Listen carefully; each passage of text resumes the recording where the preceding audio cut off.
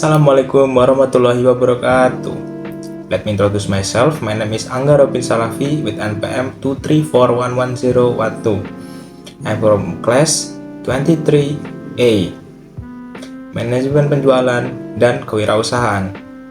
Di sini saya akan mempresentasikan atau menjelaskan materi mengenai tentang tanggung jawab sosial dan etika penjualan, yaitu mengenai tentang membangun kepercayaan berkelanjutan.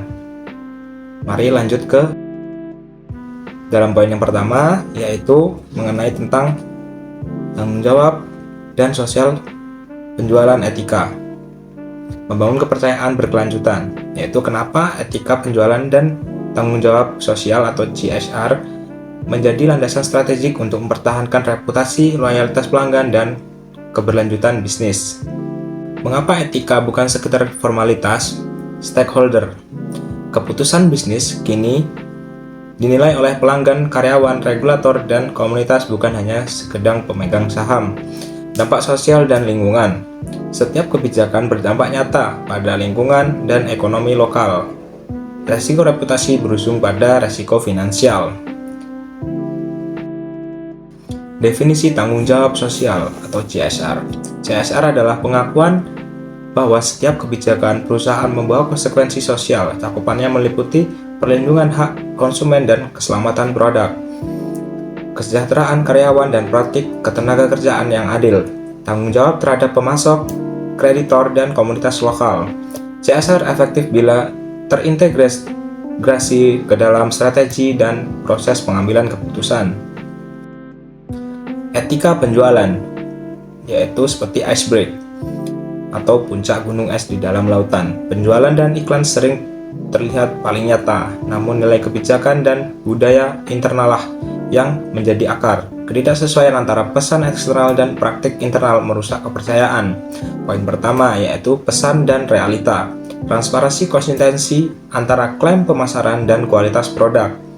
Budaya perusahaan, nilai yang ditegakkan setiap hari, mencegah kesalahan etis dalam penjualan. Praktik penjualan yang beretika. Hindari tekanan berlebihan. Jangan memakai taktik manipulatif. Fokus pada kebutuhan pelanggan. Transparansi informasi. Informasi produk harus akurat, jelas, dan tidak menyesatkan. Ketiga yaitu persetujuan dan privasi. Hormati persetujuan pelanggan dan lindungi data mereka. Kewajiban perusahaan kepada pelanggan. Menjamin keselamatan penggunaan produk melalui pengujian dan sertifikasi, memberikan label yang mudah dibaca, bahan panduan peringatan, menyediakan edukasi terkait efek samping dan langkah mitigasi.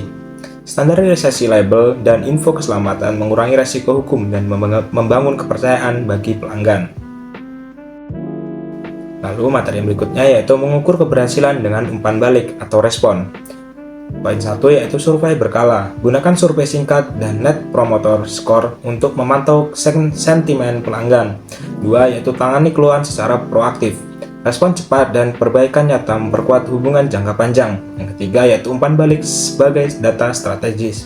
Integrasikan insight pelanggan ke roadmap, produk, dan kebijakan layanan.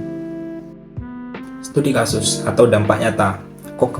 Coca-Cola Amatil Indonesia, program akses air bersih dan pemberdayaan petani, memperbaiki ketahanan pangan dan hubungan komunitas. Usaha kecil, implementasi daur ulang, limbah produksi, mengurangi biaya dan dampak lingkungan lokal. Contoh tanggung jawab skala mikro yang efektif. Pelajarannya yaitu inisiatif nyata, terukur, dan relevansi lokal meningkatkan legitimasi sosial perusahaan. Strategi masa depan. Integrasi etika, standar etika masuk ke KPI. Manajerial dan proses persetujuan. Keseimbangan nilai. Satukan akuisisi pelanggan baru tanpa mengorbankan kepuasan pelanggan lama. Yang ketiga yaitu transparansi berkelanjutan. Laporan ISSG reguler dan komunikasi terbuka dengan pemangku kepentingan. Langkah praktis, penelitian etika rutin, audit pemasaran, dan mekanisme pelaporan internal yang terlindungi. Sebelum memasuki ke dalam kesimpulan, yaitu bagaimana konsep sales ethic atau etika penjualan memengaruhi keputusan konsumen dalam membeli suatu produk.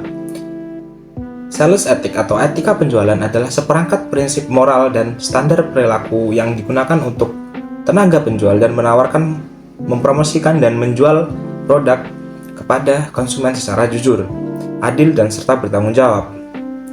Alasan yang pertama yaitu meningkatkan kepercayaan konsumen. Alasan yang kedua yaitu membentuk persepsi positif terhadap produk dan perusahaan, mengurangi resiko ketidakpuasan.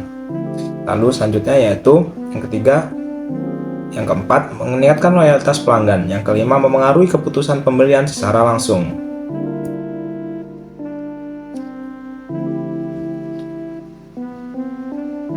Jadi, sales etik atau etika penjualan memiliki pengaruh positif terhadap keputusan pembelian konsumen karena mampu meningkatkan kepercayaan, membentuk citra positif perusahaan, mengurangi resiko ketidakpuasan, dan mendorong loyalitas pelanggan.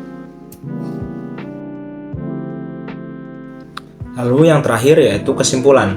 Kepercayaan adalah aset utama. Bisnis yang menjunjung tinggi etika dan tanggung jawab sosial membangun reputasi, loyalitas, dan keberlanjutan jangka panjang. Mari berkomitmen menerapkan praktik penjualan beretika yang memberi dampak positif bagi pelanggan, komunitas, dan masa depan. Nah, baik rekan-rekan semuanya, mungkin ini yang dapat saya sampaikan. Kurang dan lebih yang saya mohon maaf. Jika ada pernyataan saya yang salah ataupun ada yang ingin ditanyakan, silahkan tulis di kolom komentar. Saya akhiri. Wallahul muwaffiq ila aqwamit thoriq. Wassalamualaikum warahmatullahi wabarakatuh.